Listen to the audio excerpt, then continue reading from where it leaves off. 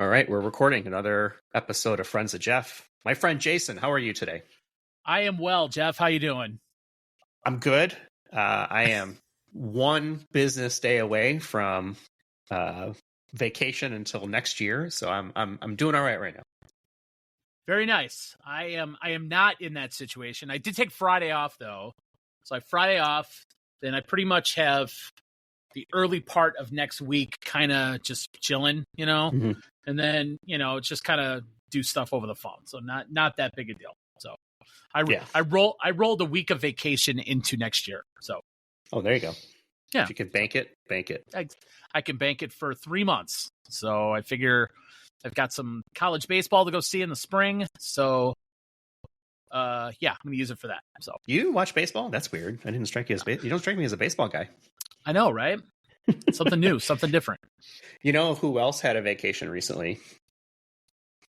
Your Chicago Bears, and the fact that none of them showed up to play the Minnesota Vikings last night on Monday Night Football and got embarrassed on national TV.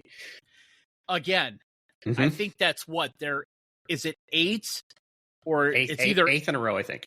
8th in a row they have now lost on Monday night, and it's not like they do any better on Sunday night or Thursday night or Thanksgiving or whenever they're in the national spotlight. Whenever they're the 3:00 game of the week, they seem to struggle. When the lights are the brightest, they really struggle. And by brightest, you mean just on. Yeah. I mean, they're just not good. I mean, the score was very deceiving up until about the third quarter, and typical Bears fashion came out totally, laid a goose egg in the first half, didn't do shit. And then almost kind of cut it to the 7-point lead or whatever it was in the third, and yet another creative way to find a way to lose games. A touchdown taken off the board because the tackle eligible lining up as a fullback didn't report as eligible. Well, I didn't think we'd get to this 2 minutes in, but Doug Kramer is my dumbass of the week. Let's do it. For failing to report when he's been in on pretty much every goal line situation all season. He comes in, lines up as a fullback, and fails to report. And if that doesn't just represent the Bears' season of stupidity, I don't know what does. The announcers were so flabbergasted, and I use that word specifically because they went back and reviewed the tape, while in the replays, and like commenting and noting like the guy didn't even attempt to report as eligible. No, he just walked right to the huddle. And walked right to the fullback spot. It's like, Dude, what are you doing? It would have been, they would have been down 3, or they might even been. I don't remember the score at that point, but it was 3 or 7. It would have they would have made it a 1-score game. Let's put it that way. But it turned into really a 2-score swing because they took points off the board because of that, and of course that put them in a hole, and they never did anything with it. And then the Vikings rolled right down and score off of that missed possession. So game over. And that was it. I mean, Kramer admitted he just didn't do it. I mean, how could you not just totally own that? I mean, he basically said, I didn't report. It's my mistake. I apologize to the team and all that. But again, it's coaching. Mm-hmm. How does somebody not tell him, make sure you report? Yeah. The NFL is not a league where you can just assume guys know what to do 100% of the time. Oh, you see all the time, especially on like weird rules. And, usually it's a special team thing, like kickoff rules or onside things, I mean, the offensive players reporting as eligible is definitely a niche thing. Like that's something that definitely coaching should get. And I think this is really the stake in the heart of the Chicago Bears vampire is just this inability to lock down fundamentals of football, coaching, rules, the basics of the game. I agree. They just can't seem to get out of their own way, and anytime they gain any momentum whatsoever, I mean, Caleb, again, kind of took them down the field.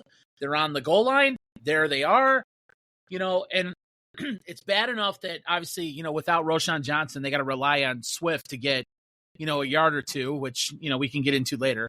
But, the one time he actually gets the yard that they need, we have a ineligible man downfield. So yeah, that was a typical DeAndre Swift, I thought, series. So that whole touchdown, the touchdown was taken off the board. That drive was DeAndre Swift. I mean, he put his head down and he was running, and he got him 3 or 4 big plays of just tough non-DeAndre Swift type runs that I'm not used to seeing him doing. Yeah, I mean, he had a decent game. He had a decent game. 19 carries, 79 yards. Yeah. I mean, 4.2 average, which isn't.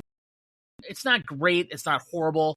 It's better than the 3 he normally does. Yeah, I mean, he broke one for 17. He was kind of the workhorse, right? Because they don't have Roschon Johnson. I think Travis Homer, had 3 carries, if that. Mm-hmm. And so Swift was like your every down guy. So yeah, I thought he was actually pretty good. Very non-Swift like that we've seen, to this point. So he was actually pretty decent. Was he the best offensive player for the Bears on Monday night? I think you could say yes. I mean, it can't be Caleb. He did not have a good game.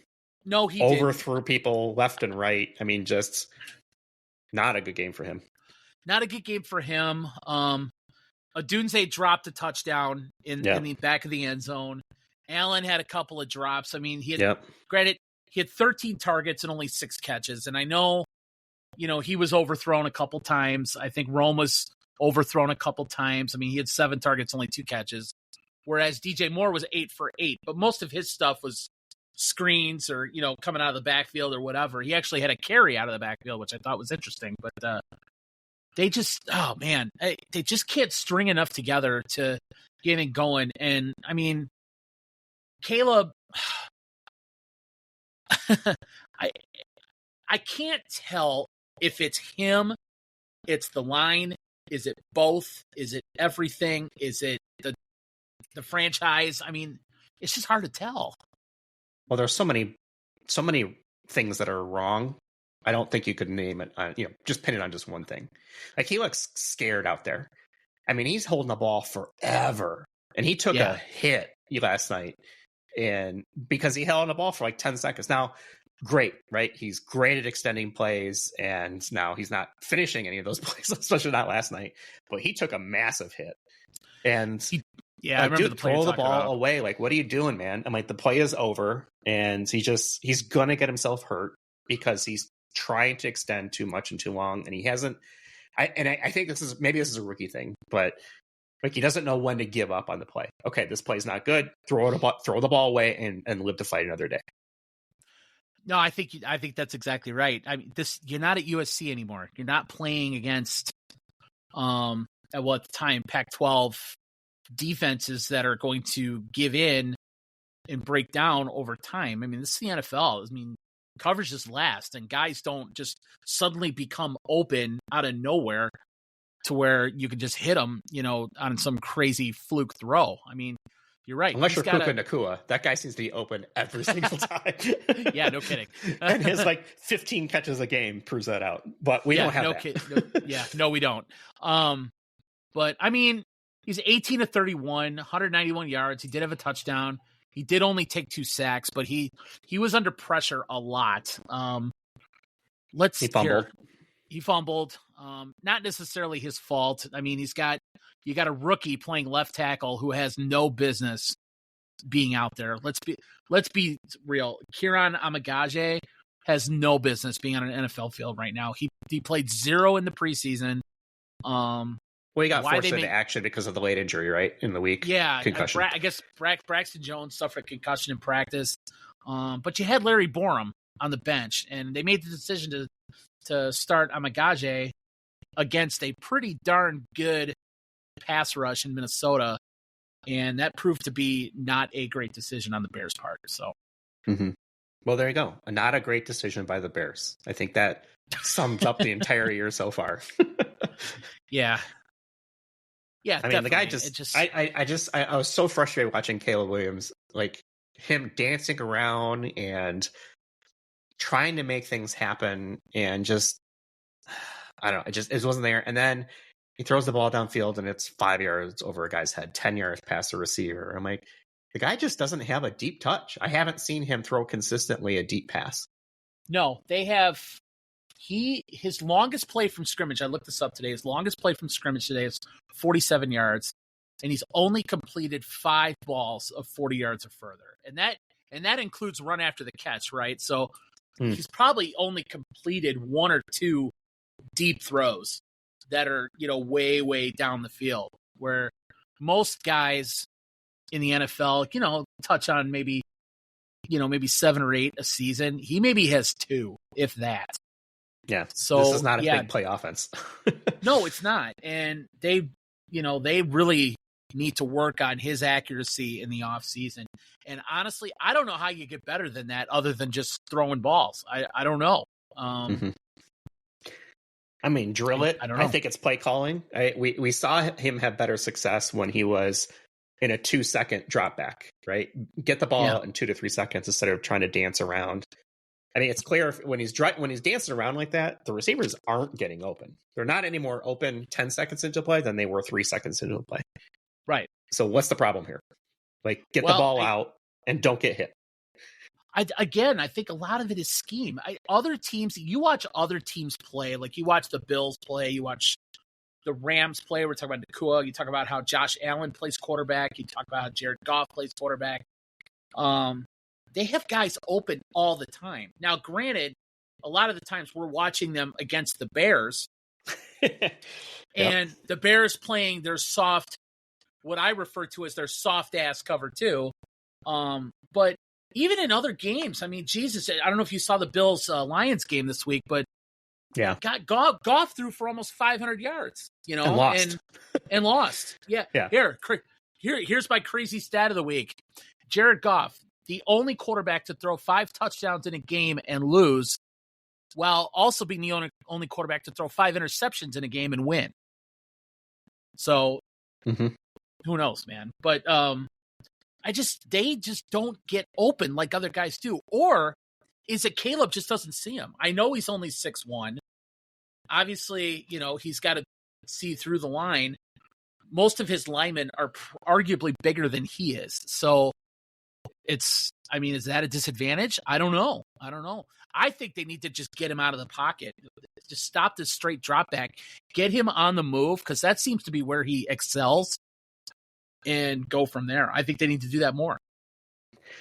The problem I have with getting him out of the pocket is, and maybe this is what he needs, is it cuts the field in half. And we saw this with New Orleans when they came back at the end of that game, and everybody saw the roll right, speed out coming. That's how they scored the touchdown to come back. And then they ran the exact same play, basically, for the 2-point conversion and loss. But that's the problem with rolling out, is you're essentially cutting the field in half. So now your options go away. It does. But in doing, maybe that helps from a decision-making standpoint. It might. I mean, I think you could hit Kmet probably 6 or 7 yards down the field all day long. Who? Coming out? He doesn't catch balls in this offense anymore. Yeah, I know. Cole, 1 target, 1 catch. Right. Yeah, which I continue to not understand. But I'm telling you, I think Thomas Brown is blowing his opportunity to become head coach of this team. And I don't think he should be head coach of this team. I don't think he's ready for it. I think he's proving that he's not ready for it. I mean, they have played 2 games under him. They've given up 30 points and 38 points while scoring 13 and 12 in the 2 games. Yeah. I understand he's kind of under the gun, but Thomas Brown's no stranger. He's been there all year, as passing game coordinator and then as offensive coordinator, and now he's that coach. And he just can't, for some reason, he can't motivate these guys to do anything different. And I would argue that they are playing worse under him than they played under Eberflus. Yeah, I think that's a fair criticism. We were watching a game last night, and my wife said the same thing, was they're not any better. And if he was supposed to be the quarterback whisperer before, now he's the head coach. Who's the quarterback whisperer now? Or is he trying to do both? He's probably trying to do both, and it's probably very overwhelming. Mm-hmm. And he probably realizes that this is my chance. This is my tryout. This is essentially my interview. And it's not working. It's just not working. I think at this point, the Bears need a complete overhaul of their entire coaching staff. Obviously the coordinators, the position coaches, their head coach, Well, now the GM's on the hot seat too. Their Poles GM, apparently is not as in be, control as everyone thought he was. He's got to be feeling it, man, because there's probably not a whole lot keeping the Bears from completely cleaning house and leaving the decision up to Kevin Warren to just wipe it clean and start all over. So, well, Bill Belichick's off the board.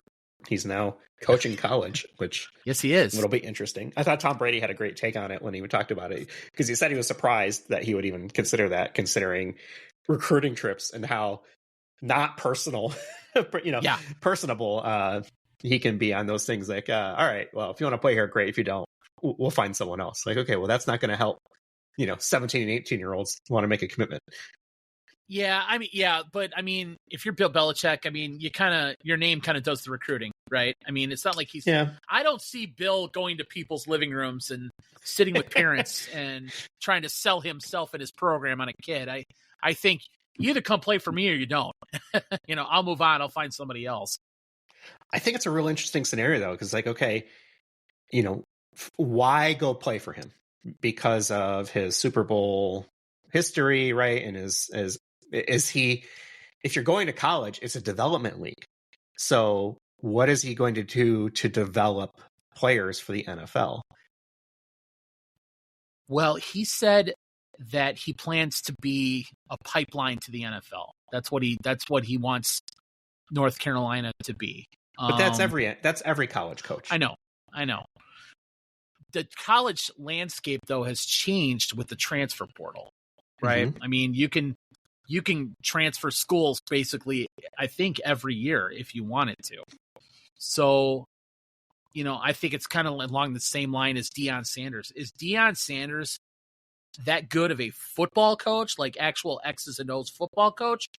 Or is Deion Sanders a figurehead that knows how to motivate people to get the best out of them, and then he hires really good assistants that do the actual X's and O's of football? I don't know if you saw this, but what is it? I think school is Norfolk State. I don't even know where it's at, but they just hired Michael Vick as their new head coach. Really? Yeah. And I think you're going to see maybe more and more of the Deion Sanders model of getting a guy who could truly motivate, especially at the college level, getting a guy who could just motivate, be the figurehead, draw attention. Obviously, Colorado sells everything out because, he's not just Deion Sanders, he's Coach Prime, and they obviously are getting national attention. Travis Hunter just won the Heisman the other night, and deservedly so. Guy who plays 100 snaps a game on both sides of the ball. That's pretty amazing. Yeah. And it's rare. You don't hear that very often. No. And it'll be interesting to see what he does in the NFL. But, as far getting back to Belichick, I know there's a stipulation that when he's done with the program, I guess it's written in his contract that his son takes over. So it'll be interesting to see how that develops and how that, and how North Carolina does, I didn't know that part. Wait, so Belichick's son is the heir apparent for that college program? I believe that is part of the deal. Yes. Okay. I don't know how much experience his son has. I think he was on the staff at New England at one capacity. I do not know. Yeah, I think he was. I don't know what he did, but it's kind of interesting. It's a little bit of nepotism there from Oh, totally. He may have been like some sort of analyst, quality control coach or something. That's what I was looking for. Quality control guy. So I don't know how much actual football he knows, but hey, you take care of your kid, cool. Yeah, if the organization is going to sign up for that, I guess why not? Yeah. So it'll be interesting to see. So he's off the board. Total clean house of the Bears organization potentially. Yeah. Are we still thinking Ben Johnson? Like, who's the guy? Mike Vrabel, I know, is getting hot this week. Yeah, I read today the combination of Vrabel and possibly Josh McDaniels as the coordinator. Obviously, McDaniels had a lot of success in New England as the coordinator. Anytime he went anywhere as a head coach, he kind of fell on his ass and did not do well. But he always was a solid coordinator. Granted, you're playing with Brady and Edelman and Gronk and all those dudes. You're probably going to have success. But I think that'd be an interesting combo. I guess you have to ask yourself, what do the Bears really need? Do they need a truly offensive genius? Do they need a guy who can fix the Bears' problems go beyond the offense, in my opinion. I mean, it's kind of bled into the defense. They've had special teams issues. They've had guys that make mental mistakes. They've got guys who talk to fans, during the game. They've got all kinds of stuff, and it's just kind of in total disarray. They need coaching, and they need discipline. So, do you trust a first-year, never been a head coach guy to fix all that? I don't. I can't. I mean, I'm not in the room, and I don't know, right? I think you could be potentially someone who comes in, and maybe you're known in the league, and you just haven't had the opportunity, whatever me. But I feel like they need a disciplinarian. They need a coach. They need someone to set the fundamentals in place. Fix the stupid shit that they keep doing. The bad clock management, the penalties, the missed assignments. Like, that is repetition, that's coaching, and that's doing it until you get it right in your sleep. That's not motivation. Like, that's the player knowing what to do in the situation.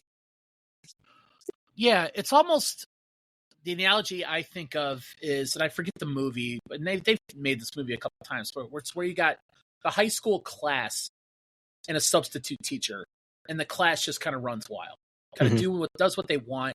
They're not making any progress. They're not learning anything. They're not locked in to what they're supposed to be doing. Is Caleb really developing right now? I don't know how he can be when he's running for his life every second. Exactly. And he seems like he's freewheeling every play. That's what I'm saying. So they do need somebody to come in and kind of reel it in and get the team focused on what it's going to take to becoming winning franchise again. I mean, obviously you need to cater to Caleb, right? You need to find the guy who's going to develop him. Mm-hmm. But because he's your future, right? I mean, at least but they need to develop an identity. Exactly. If I asked you, what is the Chicago Bears identity, other than losing, what is their identity? They're not a good run team. They're not a good pass team. You could say, well, we're a defense first, bend don't break, but that's not going to do it. But that's not true either. No. They're on the field, too much. Like, what is their offensive identity right now? They don't have one. They honestly don't have Caleb one. Getting sacked every third down and scrambling on second down, and then handing it off to DeAndre Swift on first down for 2 yards. There is not one thing they do that scares you. Right. So what is their identity? I feel like someone needs to come in and say, this is who we are, and we're going to dare you to beat us, and we're going to scheme around this. If you beat us, great. But at least we have to say, hey, you got to watch out for the Bears' attack, passing attack, run attack, right? Yeah. Whatever it is, have some sort of identity. Right now, it's just none. They look like someone just took a shotgun and just shot it at the playbook. It's okay. Well, whatever pellet hits, that's the play we're going to run. That's what we're going to be good at. And you can't do that. You can't specialize like that. No, there's not one guy on the Bears that really scares you like a Justin Jefferson for the Vikings, like a Jared Goff for the Lions, like a but going into the season, you look at on papers like Keenan Allen, DJ Moore, we got this, stud wide receiver. Like, it should have been set up for, a quick strike passing offense and, the occasional draw or screen to DeAndre Swift or whatever it may be. And none of that has taken place. They are not using any of the weapons that they have, and in a way that makes sense. Well, then that all comes back to, I think, scheme and motivation. If you need motivation as a professional football player to get out there and play, and I get it, it's the human part of it. Yeah. Come on, man. We saw this drives me crazy. And here's my dumbass of the week. I have a couple dumbasses of the week. There all we right? go. Yeah. Yep, So I know what's coming. You gave yours. Here's my number one dumbass is the guy from the 49ers who quit on the team in the fourth quarter, wouldn't go in because Dre Greenlaw was having some, it's his first game back after ACL injury, whatever, maybe. And the previous starter, pitched a fit about not wanting to come in and off the bench. Can his ass. Get him out of there. Sorry, you're not NFL material. Like, I know sorry. I know there was talk of him being cut, or there was talk of him being suspended. Yeah. But how do you don't cut him, because then he can go to another team that kind of rewards behavior. So you suspend him, dock all his pay, and then you get rid of him at the end of the year. That guy should never play another down of football, really, for any team with that kind of approach. Yeah, God, I can't recall a player not wanting to go into a game, willingly not wanting to go into a game, and just literally walking off the field. Ocho Cinco? Maybe. Or no, what was it? Antonio Brown. Antonio Brown, maybe that. Well, if took this his guy's shirt on off if this guy's on the path of Antonio Brown, then I pray for that guy, man, because Antonio Brown's a complete loon. But God, I remember dumbass of the week, for sure. Like, I'm sorry, man. You're a professional football player. You're playing a game that literally thousands, tens of thousands of people would kill to be in your spot. Oh. And your feelings are hurt that you're on the bench now that the true starter, who, let's be honest, dude is way better than you, should have been starting, and he's coming off an injury. Thanks for filling in. And you're not going to come off the bench? Fuck you, dude. You're out of here. Yeah, no, I agree.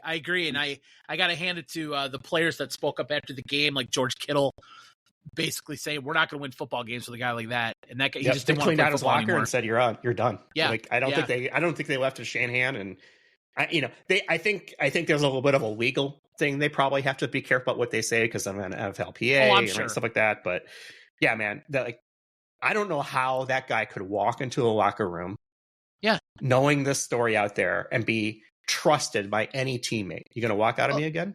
Like, no, totally agree. You're done. Totally agree. Yeah, no, that might finish out as dumbass of the year, to be honest with you. You got to do something really stupid to top that. But yeah, well, you said you had another one. So speaking of stupid to top that, my other two dumbasses of the week are the two NFL players who dropped the football before they crossed the goal line and cost their teams touchdowns. Two different games, two different types of plays. What is that? Man. How do you? And we've seen that, and I know we've seen that in prior years as well. Every once in a while, I don't know if they're hot dogging it or what, but man, they just drop the ball at the half-yard line, and oh my God. Yeah, I mean, what are you doing, dude? Carry the ball, and you should be coached. You carry the ball until you're out of the back of the end zone before you never drop the ball. Like, what are you doing now? I'm not talking about you get hit at the goal line, right? These are breakaway. Yeah. There is no excuse, and you drop the ball before you cross the line. When Bo Jackson took that ball into the tunnel. He just kept going. Went into his car and drove home. That's right. I'm sorry, but I don't see any excuse of that. And, pardon my French, but you are a fucking dumbass if you do that. Again, totally agree, man. Professional Can't argue football with that. Player. You're getting paid most likely millions of dollars to play this game. And, fucking dumbasses. But again, that's where a coach needs to get in your ass and be like, what the hell are you doing? Mm-hmm. And I'm sorry, that is a bench-worthy offense for me. You bench for that, in my opinion. Well, look, you and I are hard asses. We both come from the school of Hard Knocks, for sure. What was that football movie? The college one, where they had, it was like the program. The program, right? The program, right?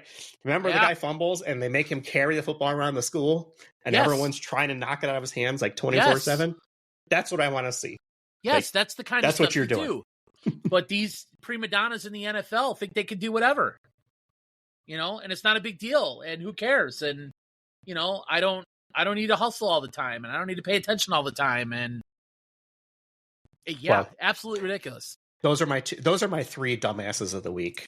And I couldn't wait once you started this last week or whatever it was. I've been keeping my eye out, and I was like, oh, there it is for sure. And then once you know it, another one like minutes later or whatever, maybe an hour later, right? You'll always find one. You'll always find one. And actually, I have another one. This one isn't as egregious, but it could have really been bad. But the end of the Washington Saints game when Rattler took him down and got the first down at the goal line, somehow, for some reason, the officials stopped the clock. Mm-hmm. when there was no timeout call, nobody went out of bounds, nothing. And they gave the Saints a good 4 or 5 seconds that could have run out the clock, but it allowed the Saints to get up there, clock it, and they scored the touchdown in the last play of the game and then went for 2 in the win and came up short. So it wound up not costing them, the Commanders a win, but that could have been really bad and just bad officiating. So, that's dumbass 2.0 for me. Yeah, I think karma, whatever you want to call it, caught up with them. I mean, that was what I was talking about earlier when they ran that speed out to the right hand side. They cut the field in half. What are you doing, man?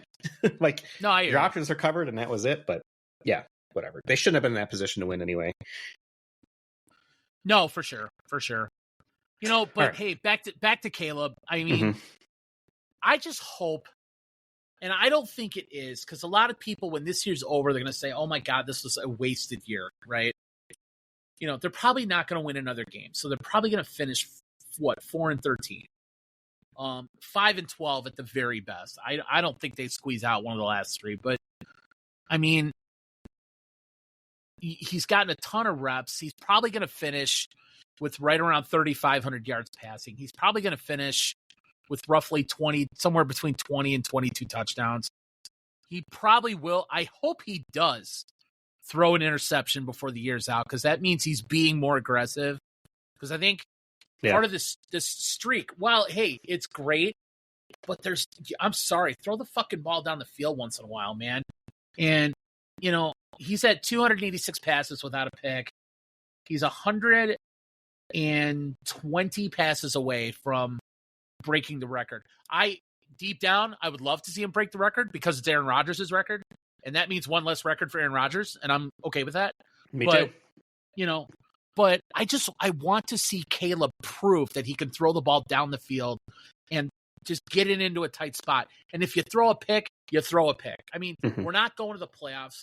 Now it's time to actually see what this kid can really do on a football field, right? Yeah. Trust your receivers. You've got 3 good receivers. I mean, I know Keenan's getting up there and he's got a lot of drops, but still a good player.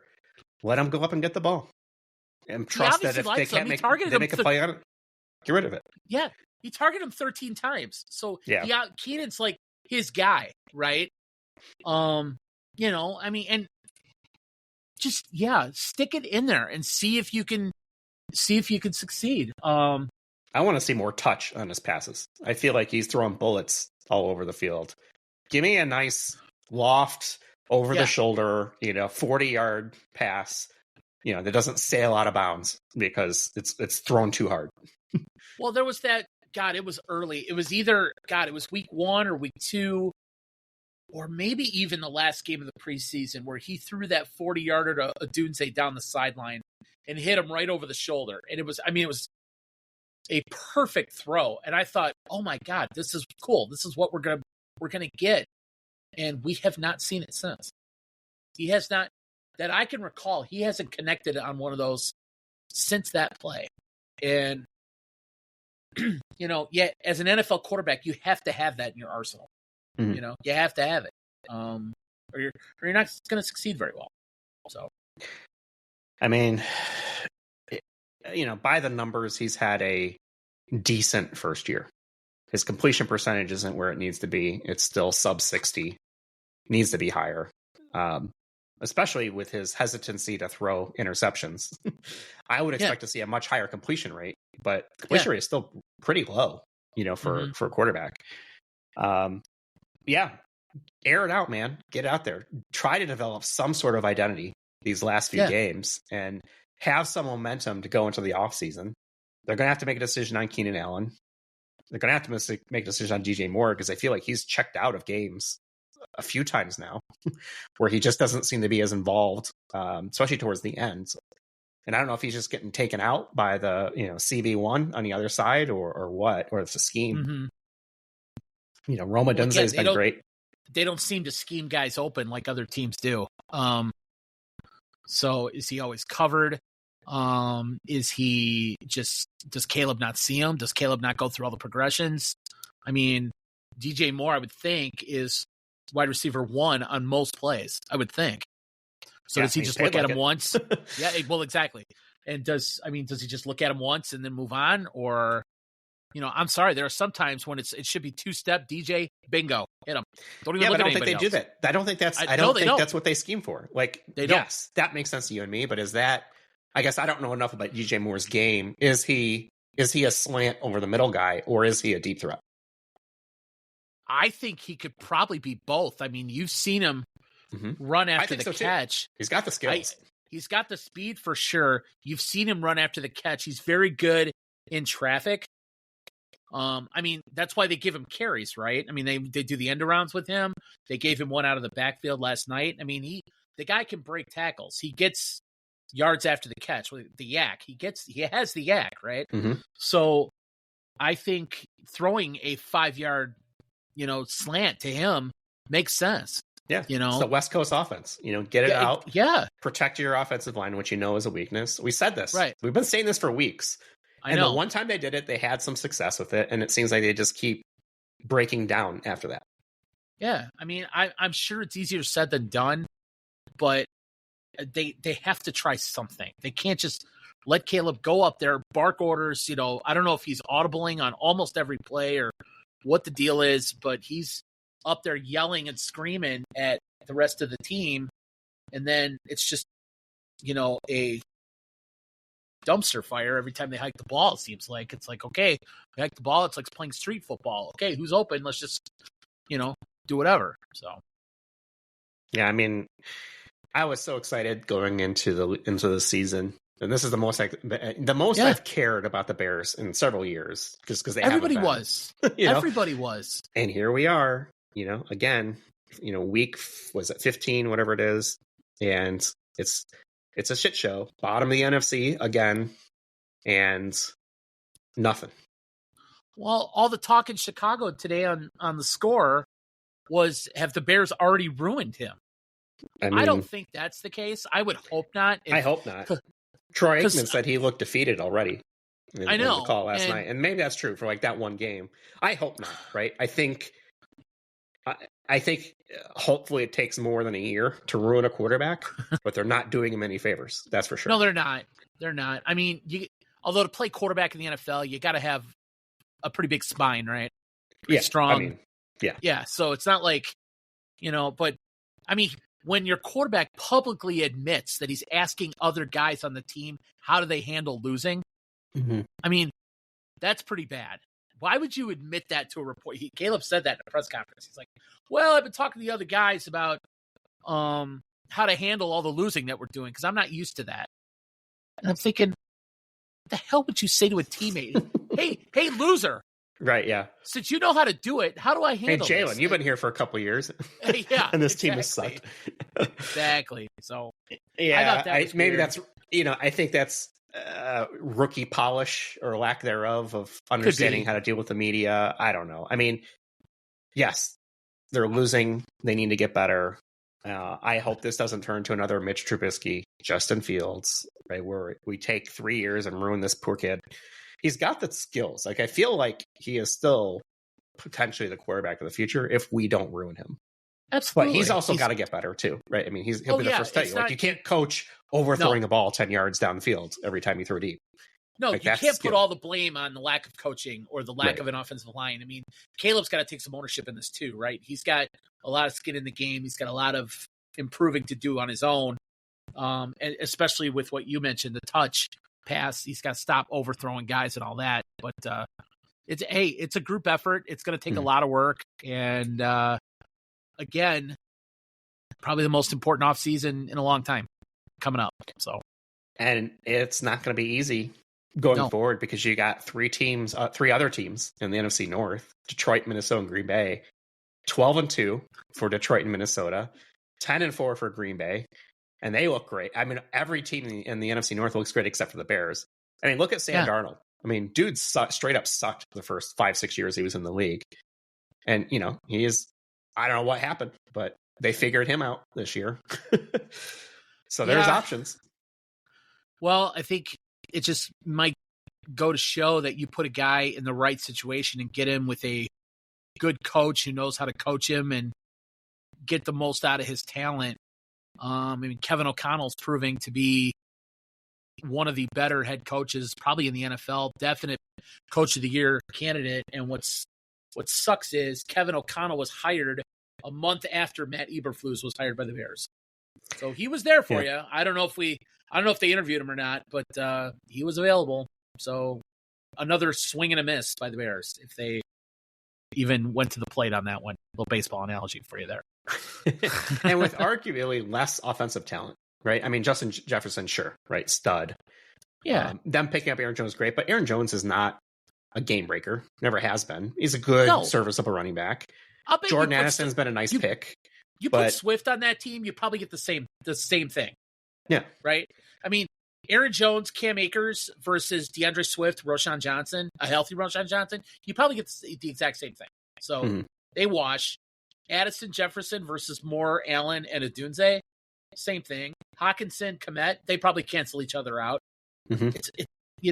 Minnesota's offensive line is probably better, which once again proves how important the offensive line is. That's the difference. And the scheme and the play call. And the scheme. Exactly. So. Yep.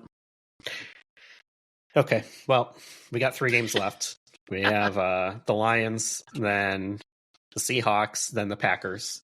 Any hope for winning any of these things? No. Yeah. No. Okay. I don't think so. It's basically 3 games. I mean, God, a bunch of people around here are arguing that they should just sit Caleb down for 3 games. I definitely don't think that should happen. No, he needs reps. He needs to get out there and let that ball fly, man. Throw deep. Throw some interceptions. A lot of Chicago fans are idiots. Yeah. Well, they're the same ones also calling for like Tyler Bagent. Like, come on, dude. I know. It's the thing of wanting instant gratification. If they don't win, the team sucks. Caleb sucks. Everything sucks. The Bears are never going to win another game in football ever again. So, fans just don't understand what a rebuild looks like. There's going to be pain. There's going to be steps gained. There's going to be steps lost. Take 2 steps forward, 2 steps back. There's going to be a lot of that with a young QB. They can't all be CJ Stroud, who, in my opinion, is also taking a step back this year. Not very many quarterbacks are that good out of the gun. I mean, Troy Aikman won 1 game as a rookie. Mm-hmm. And I think Peyton Manning threw like 30 interceptions as a rookie.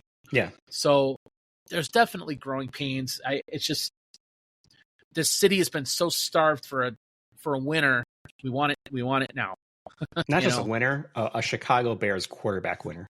Yes. It's been so long since that position has had, the cachet, yes, we finally have our guy, right? That kind of thing. I mean, hasn't been around forever. Since the Bears won the Super Bowl in January of 1986, they have started 45 different quarterbacks in a game. And that includes having Cutler for quite a while. That includes a couple of years of Eric Kramer. Trubisky started a bunch of games for them. Fields started a bunch of games for them. But I was looking at the list, and it made me want to throw up at the names and the guys and just the nobodies that this team has put on the field. Yeah. It's sad. It's really sad that they can't, in 40 years, they have been unable to figure it out. That's a whole lot of swing and misses. There's a baseball analogy for you.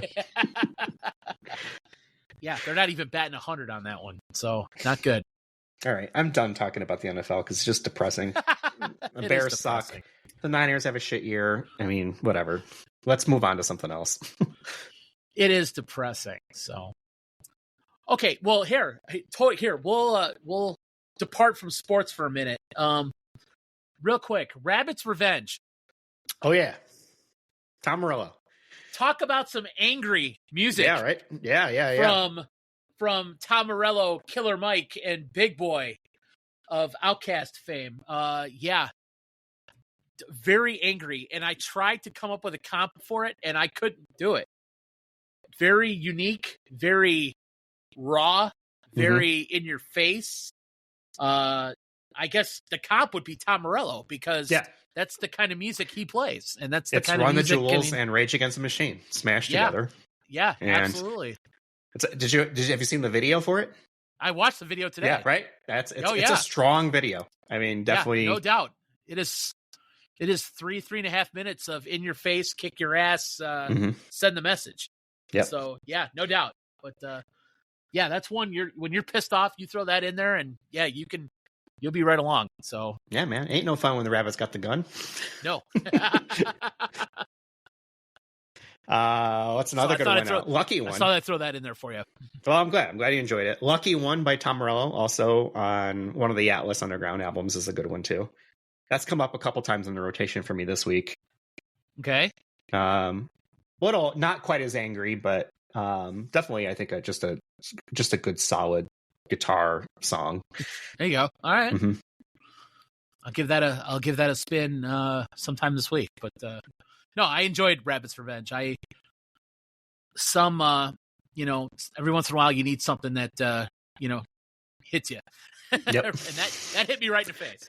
Especially when you're cranked it up and you're in your car and you're sitting in traffic in Chicago, and you're singing along the lyrics, and then somebody's walking along the sidewalk next to you, and you roll up the window, turn the music down a little bit. It's kind of funny. I got a random text from my oldest son, from Justin, who was on our podcast a few weeks back, and this was the exact text he said out of nowhere. He's like, I gotta tell you, Yellow Ledbetter by Pearl Jam has been in my rotation constantly for the past 2 weeks. And I was like, wow, that song's way older than he is. Mm-hmm. I was pretty impressed. Yeah. I mean, it's kind of like you telling your dad that, this song by the Stones is really good. Yeah. I mean, that's the way that I would maybe feel pretty old. I'm not going to lie. Yeah, exactly. Because that's off their second album, I think. Versus, or was it off Vitalogy? I can't remember. I don't think it was Vitalogy. Yellow Ledbetter? Vitalogy was their third. I think Versus was their second. Yeah, let me look it up. Let's see. Pearl Jam. Great tune. I threw Better Man back at him. Mm-hmm. Kind of along the same lines. I think came out around the same time. Early Pearl Jam for me is right up there. I really enjoyed their first album start to finish. And they didn't get progressively worse, but for me, they tapered off over the years. And maybe it's just because I got so glued to their first probably 3 albums, and everything after that was just kind of a blur. But really, really good band that has stood the test of time, for sure. Yeah, I don't. Other than Versus, I haven't really paid attention to that. It's been a while. Exactly. 90s grunge, and that was about it. I can't say I really care for any of the newer stuff. I think probably Vitalogy was the last one. And as much as I liked that album, I hated that album for this one reason alone. It was a paper CD. Weird folding thing. Like, it just, I'm like, what is this bullshit? I remember that. Because you tried to put it in any CD case that you owned, and it didn't fit at all. Yeah. It's like, it was so weird. Like, okay, get this shit out of here. Yes. All right, well, that's good. Music transcends, surprised. Right? We find music of all ages and shapes and sizes and sounds, and whenever you discover it, it's great. Well, I threw 3 Van Halen albums back at him, and he promised me he would give them a listen, and he's actually coming home in a week, so I expect that to be done by the time he gets here. That's his homework. But he did. I also sent him a YouTube video of a Rush XYZ drum solo from a concert, and he said that was one of the best things he's ever heard. So yes, slapping the bass, man. Yes, exactly. So Neil Peart, rest his soul. In my opinion, the greatest drummer that's ever lived. If you're out there, give that a listen on YouTube, because it's pretty special.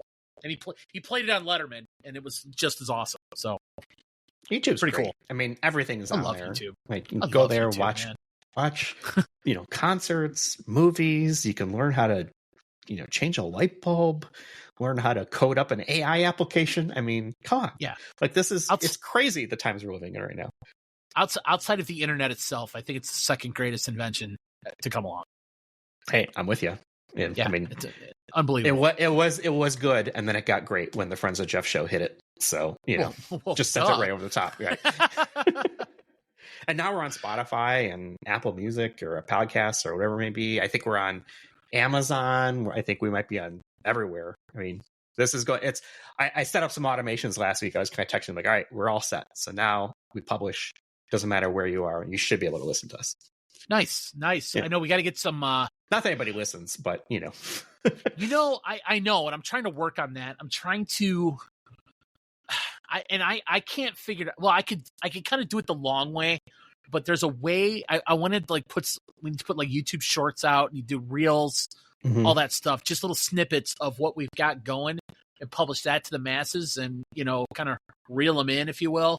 Because just make sure you mark them as not safe for kids, because I tend to use language. You're a lot cleaner than I am, but I'm a foul mouthed sailor on this show sometimes. Well, yeah, believe me, I could talk shit too with the best of them, so I get it. Language, I know, but yeah, I would like to get it out there more, because let's face it, we're pretty damn interesting. At least we're awesome. So if you're not listening to this, you're stupid and you suck. Yeah, pretty much. So please listen, like and subscribe. Yeah, definitely. So, what is fun. Cool is I was at a conference this last week, and first of all, I talked my ass off for like 3 straight days, and I had like no voice by the time I got back. But what was cool is I got interviewed at the end of it. So I was on stage, and they had a lot of podcast fans for the other thing that I do. I'm trying to keep this totally separate, so I don't use last names. I don't mention where I work. Try to keep this safe, but I do another podcast, for my industry, and it's quite big, and it was really cool. People coming up, taking pictures, and like introducing themselves, stuff like that. It is super fun and super cool. So it helps me stay humble, right? It's like, okay, these people are listening around the world. It's awesome. I mean, it's total validation, right? It's total. People get what I do. People like what I do. People appreciate what I do, right? And obviously, you're very good at what you do, and I have seen, an episode or two of your work podcast. I'll admit I have no idea what the hell you're talking about, because neither do I, so that's okay.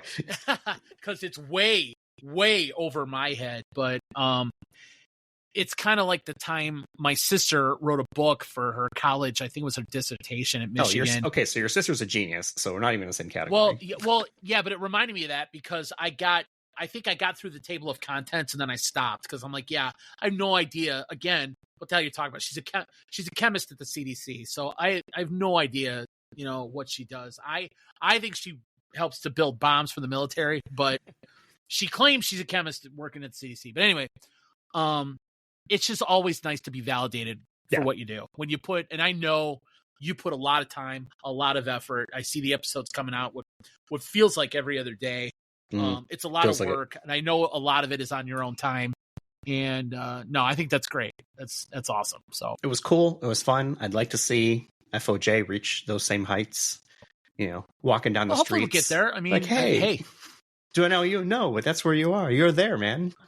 Yeah, I mean, I was talking to my kids about it, because they're big into social media, and I have my youngest is trying to get his. He's got a car detailing business that he's trying to get off the ground a little bit, and he's like, Dad, you gotta get into the world of Instagram and Instagram Reels and TikTok and all that stuff. I'm like, I have no fucking idea how to do that stuff. I mean, that's where I show my age. So you promised to help me, so we'll see. There you go. But so hopefully we can get it out there. I believe me, because I love talking sports. I believe me, I wish I was good enough to do it for a living. Because I love it. Because we're not getting paid for this, so you're not. Yeah, right. Yeah. If anybody would like to pay us to do this, I'd be more than willing to listen. But I follow this stuff religiously, and I always have. It's just I find it interesting. I find it's fun. I mean, they've always said that sports are basically soap operas for guys, right? Mm-hmm. And it's just cool to follow the stories. I love the behind the scenes stuff. I watch all the documentaries. There's a ton of good ones on Netflix of behind the scenes. Like, I watched a couple weeks ago, I watched a whole series on the behind the scenes of NASCAR driving. And I was glued. I was glued to I binge watched the entire thing like in one day. So sports for me I just love it. It's just interesting and fun to follow. And just when you think you've seen it all, another dumbass of the week moment happens, and we get to talk about it. So it's cool.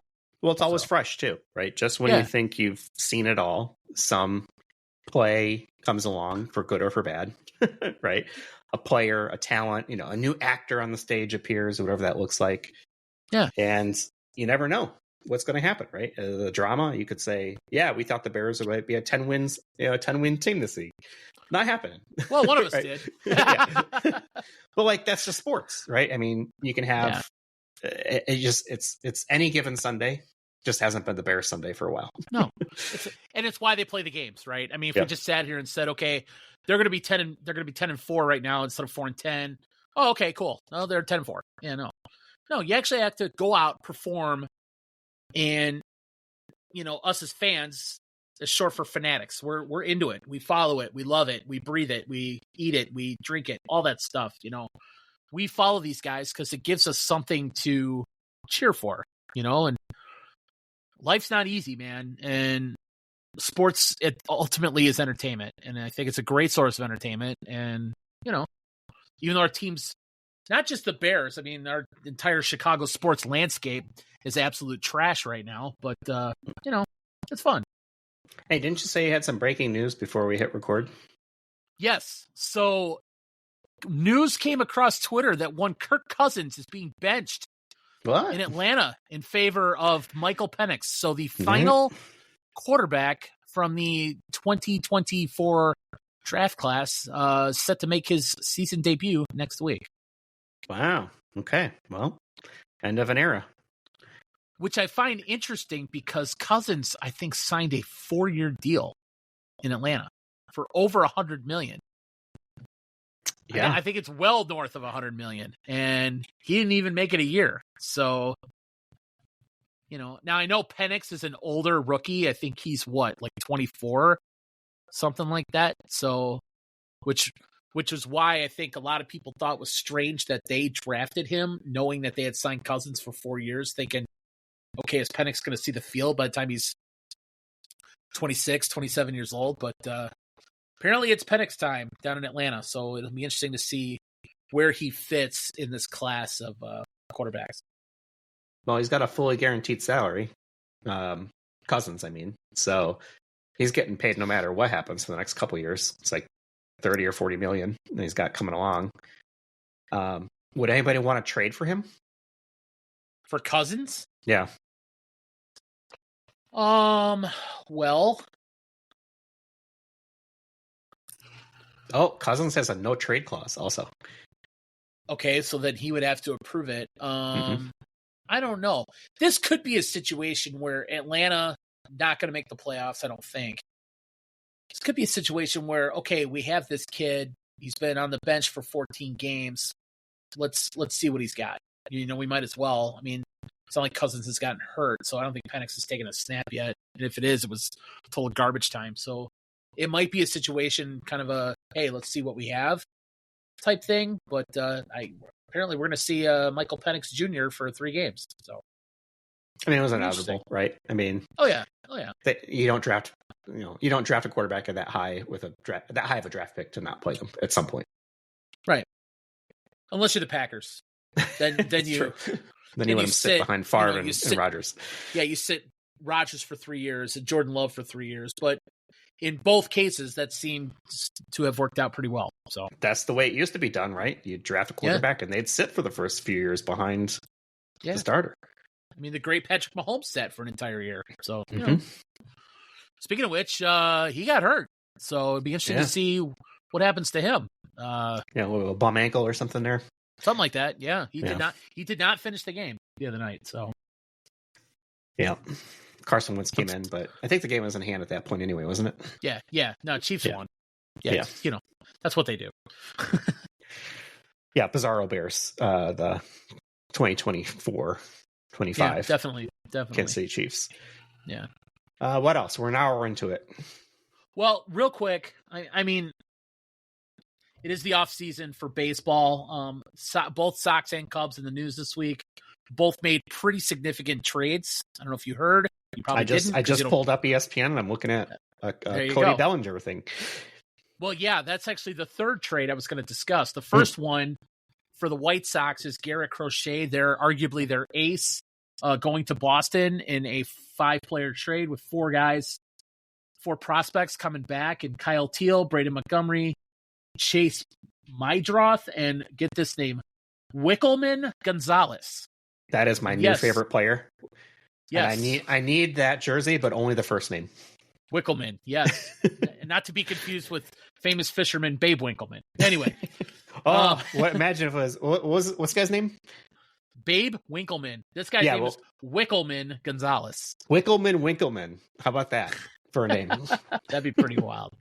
But I love the trade. I knew they were going to trade Crochet because they were never going to sign him. I know he had another year of control, but they were never going to sign him long term. And it's not like the Sox were going to be any good by the time he was going to leave. So might as well get something for him. I hope they duplicate that with Luis Robert. But coming back, Kyle Teal, first-round draft pick in 2023, number 25 prospect in all of baseball. Did hit over 400 his senior year at North Carolina. So a lot of promise there. Braden Montgomery, their first-round draft pick in 2024. The number 54 prospect in all of baseball, hit 320 and 27 home runs at Texas A&M. Shout out to Jeff Cruz. But he did not play any minor league baseball this year because he did get hurt at the end of the year. And then Mydroth is Boston's number 11 prospect, and Gonzalez is a pitcher from Venezuela. How would the name Wickelman come from Venezuela? But anyway, he's their 14th prospect. So I think the Sox on paper did pretty well here. Obviously, we'll see how these guys all turn out, but I think it's a good deal for the White Sox. Well, like you said, they're not going to be good anytime soon. Might as well trade your assets now and try to build for something in the future. Yeah, I think they only have 2 guys left that I think were on their roster in 2022. Oh, that's a lot of turnover for a team. They've pretty much turned over everybody with Luis Robert, probably the next one to go. It's just a matter of when. It could be this offseason, could be at the deadline, it could be next offseason. We'll see. So, and then the Cubs had a very busy week. And I'll shout out Jeff Cruz again because I know he does not like this one. Kyle Tucker off the Astros onto the Cubs.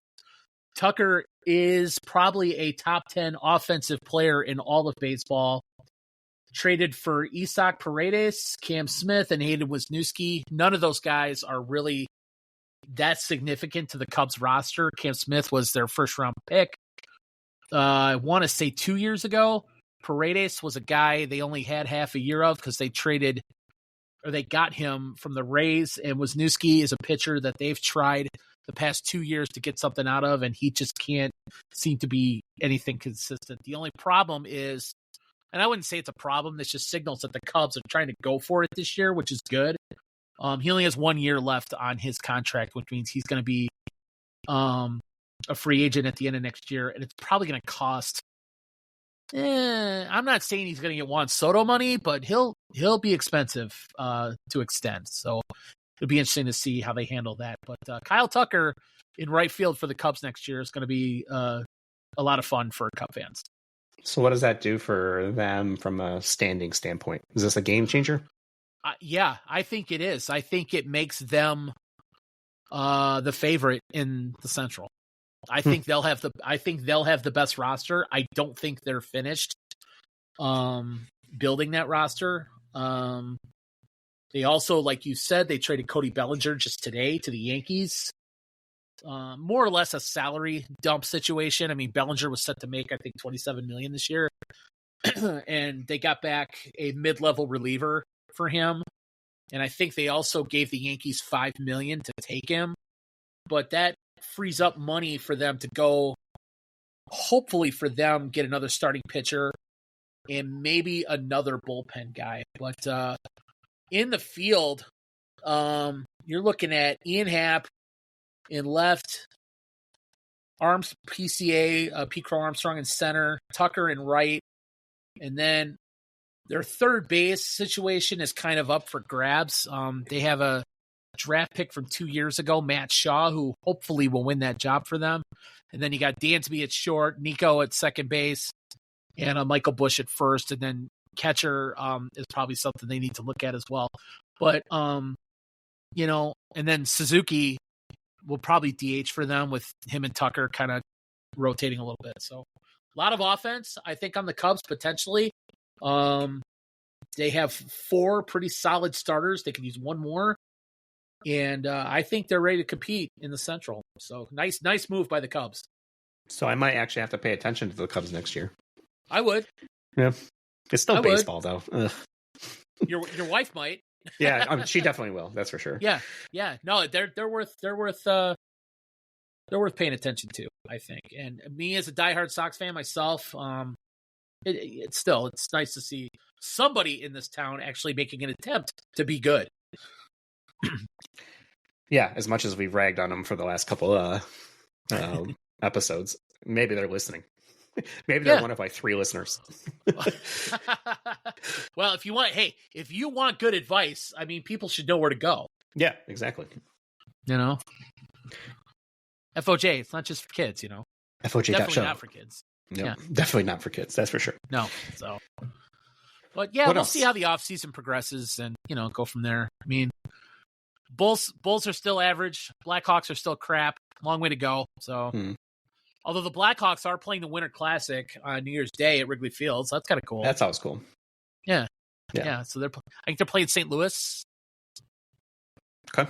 And then there's I think Wrigley Field is also hosting a couple of college hockey games. So, Battle of 55. Yeah. Mm-hmm. Yeah. So, what do they call it? I think the Frozen Confines, I think it is, or something Is that what they call it? I think that's what they're calling hockey? It. Yeah. So, pretty cool. Yeah. That's good. But yeah, no, man. I mean, you got any holiday plans? Anything special? Anything cool? Crazy? No, I'm not doing a damn thing. Other than recording this podcast. That's about it. Yeah. I just make it through tomorrow and then, free and clear until the new year. And then I think I'd probably go to Canada almost right away. If I did, I don't know if I did that to myself yet or not. So I'll be heading to Canada in January, which is going to be cold as shit, but yeah, that will be cold. That will be cold. We'll see. Maybe I can make it. Well, I don't think it's going to matter if it's late January versus early January. It's going to be cold regardless. So whatever. Yeah. No, not doing anything, man. Just chilling. Nice. Sometimes chilling is nice. I had one of my kids come home today from college, so that'll be fun. I think he's home for 3 weeks. And then Justin is actually coming home, I want to say Sunday, maybe. He'll be here for about a week. And yeah, so that'll be nice.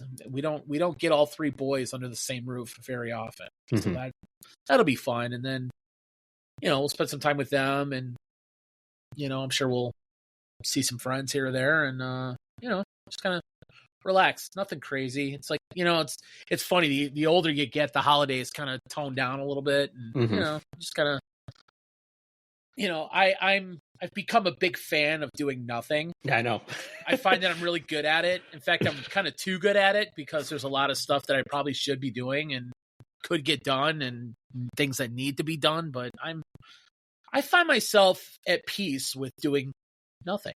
Yeah, I mean, it's fine with that. I mean, it's like that movie Off Space, right? I did nothing. And it was everything that I thought it could be. That's okay. Yeah. Take some time, relax, chill out. Veg out, just decompress. Everybody needs that. And I plan on doing a lot of that over the next couple of weeks. There you go. Yeah. I love Office Space, man. One of the really underrated movies of our time. I love that movie, man. Oh, I mean, it's a classic, right? I'll quote it all the time at work. Yeah. And there are kids and I say kids because they are, that have never seen this movie or heard of it. Yeah, that's and a shame. They immediately have to go and watch it. Like, no, this is required. You need to go watch this. If you're going to be on this team or have any interaction with me at all, you need to watch The Office Space, Tommy Boy, Old School, Super Troopers, right? All kinds of stupid shit like that. Office Space, a very early Jennifer Aniston movie. Mm-hmm. I was always a fan of hers. So still are, I'm sure. Oh yeah. Yep. All right, I'm going to call it a night and get through my last working day. Go for it. And then I'm going to do nothing for a couple of days, and then I'll talk to you in a few days after the Bears lose to the Lions on Sunday. Yeah, looking forward to that. Yeah, so we got that to keep us together. Is the loss of the Bears? We're staying together for the baby. That's how we look at it. Yeah, there you go. All right, my man. I will talk to you in a few days. Yeah, all right, brother. No kidding, right? For sure. Yeah. Draft pick is that and Caleb Williams. That's really the only things we can root for right now. Again, I want him to throw for 225, 2 touchdowns, and lose by 3. Yeah, I want to see 30 of 40, 350, 3 touchdowns, and 2 interceptions. Then I'll know he actually had a game. Give me a pick. Exactly. Give me a Jameis Winston type of game. 5 touchdowns, 5 interceptions, and some amazing throw and a boneheaded throw. Yeah, throw the rock, sling it all over the field. Come on. Yep. Doesn't matter who's catching it. Just somebody will. I think we all need a T-shirt that says "Sling it like Jameis." I'm going to check if that domain name is available. So I got to go. SlingitLikeJameis.com. All right, yeah, man. there you go. All right, man. I'll talk to you later. I'll talk to you later. See ya. Bye. Bye.